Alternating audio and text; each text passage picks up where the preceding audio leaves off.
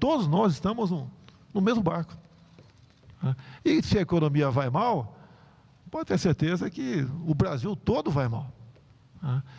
O ano passado estávamos praticamente voando na economia, começando a decolar na economia, até que apareceu esse tal desse vírus aí, que foi potencializado pela grande parte da mídia, e ela levou um pânico junto à população.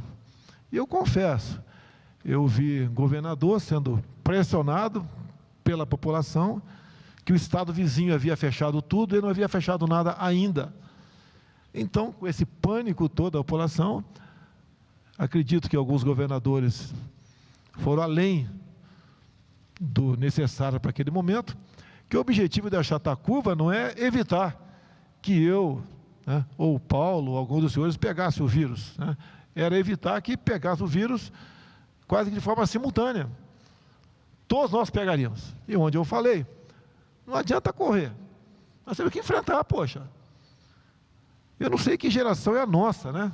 Não a nossa, que eu estou com 65, essa mais jovem que está aí, que não enfrenta os problemas. É igual numa guerra.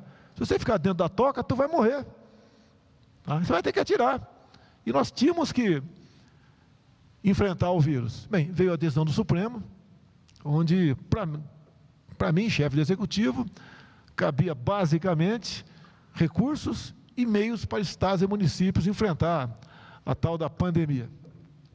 Comecei a estudar a questão da pandemia, conversei com norte-americanos, junto com o FDA americano, estavam lá usando a cloroquina, comecei a estudar, por que na China quase ninguém morreu? Se bem que nós sabemos que os números de lá muitas vezes não refletem a realidade. Mas se levasse em conta o tamanho da China, com 1 bilhão e 400 milhões de habitantes, mesmo escondendo alguns números, alguma coisa apareceria, porque teria que ser uma morte de alguns milhões de pessoas rapidamente. Vamos ver na África, por que na África não, basicamente, quase ninguém morre lá, não temos notícia. E eu apostei na hidroxicloroquina. Apostei, mas obviamente, com o MES do meu lado, com pessoas que não estavam preocupadas com sua biografia. A preocupação era em salvar vidas. E, logicamente, eu comecei a pregar isso no Brasil, a dar exemplo.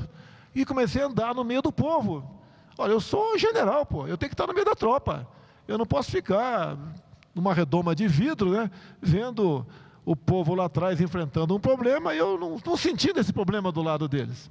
Fui muito criticado por isso, falava constantemente, desde março.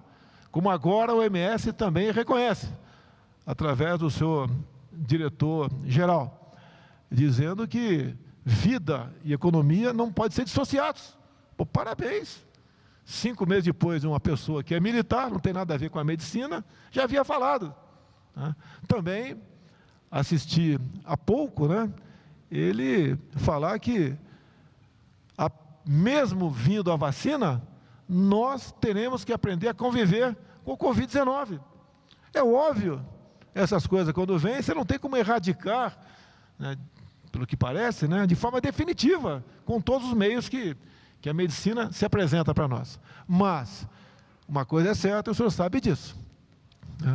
A falta de emprego leva à depressão e leva à morte. E o efeito colateral dessas medidas de fechem tudo, de forma quase que irracional por parte de alguns chefes de executivo, tem levado a isso.